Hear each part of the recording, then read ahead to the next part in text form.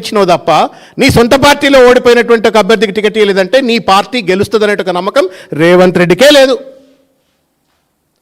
Same thing happened కంటోన్మెంట్లో కూడా గట్లనే BJP అభ్యర్థి అయినటువంటి గణేష్ను పట్టుకొచ్చి టికెట్ ఇచ్చిండు తప్ప పాప మా వెన్నెలమ్మ మా గద్దరలను వాడుకున్నాడు. మా గద్దరలను ఊరూరు తిప్పిండ్రు, మీటింగ్లు తిప్పిండ్రు, ఆయనతో ప్రచారాలు చేయించుకున్నారు.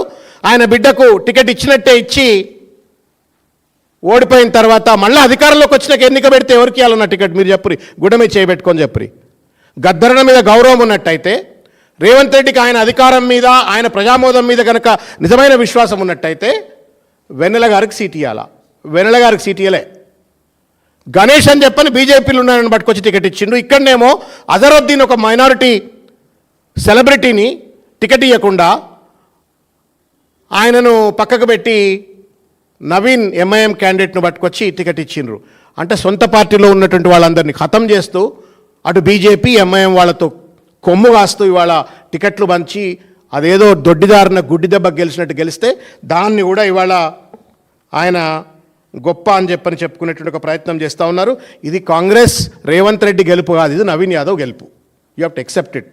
ఇంత బోగస్ ఓటింగ్ జరిగినా ఇంత జరిగినప్పటికీ కూడా ఇది నవీన్ యాదవ్ గెలిపిది.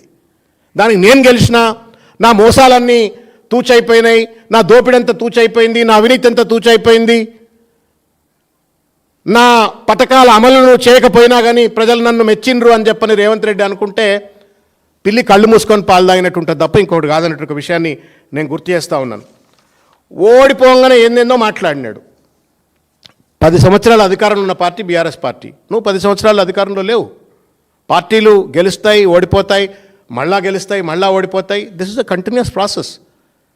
అంత మాత్రం చేత హరీష్ రావు గారి పైన దాడి, కేటీఆర్ గారి పైన దాడి, కేసీఆర్ గారు ఆరోగ్యం బాగాలేదని చెప్పని ఏది పడితే అది చిల్లరమల్లరగా మాట్లాడి మళ్ళీ మీడియా వాళ్ళని బెదిరించుడు, అదిరిచ్చుడు, ఎకసెక్కాలాడు.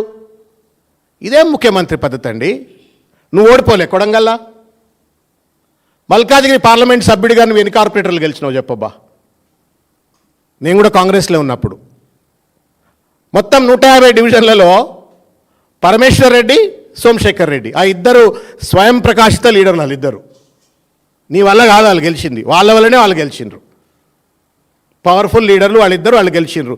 నీ సొంత పార్లమెంట్లో 44 సీట్లు ఉంటే మొత్తానికి మొత్తం ఓడిపోతావు, డిపాజిట్లు రావు. నువ్వు వచ్చి మళ్ళీ వాళ్ళ గెలుపు గురించి అందుకే ఏమంటా ఉన్నానంటే ఒక గెలుపును చూసి వాపును చూసి బల్పు అనుంటుందనే ఒక విషయాన్ని గుర్తు చేస్తూ ఉన్నాను.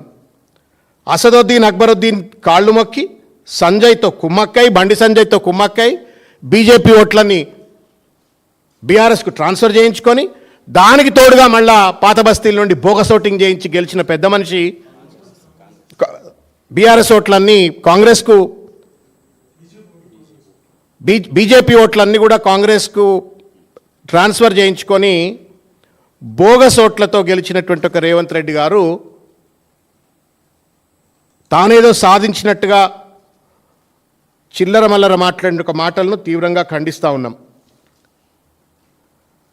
ఆయన 100 ఎలుకలు తిన్న పిల్లి తీర్థయాత్రలకు పోయిందట.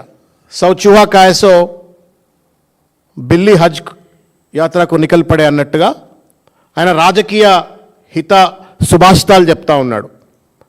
లాస్ట్ ఇయర్లోనే రాజకీయాలు చేయాలా, లాస్ట్ ఇయర్లో మాత్రమే రాజకీయాలు చేయాలా,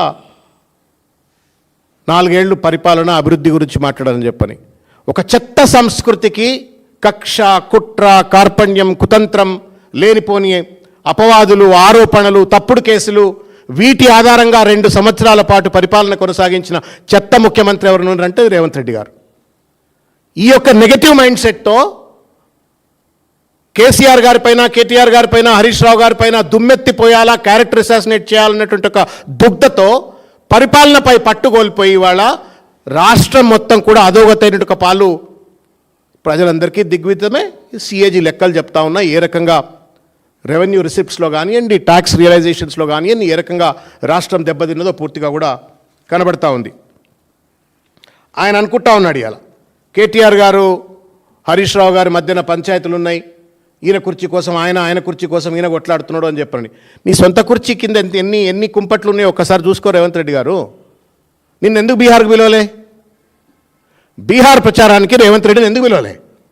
ఎందుకు పొంగులేటి శ్రీనివాసరెడ్డిని పిలిచిండ్రు, అంజన్ కుమార్ యాదవ్ గారిని పిలిచిండ్రు,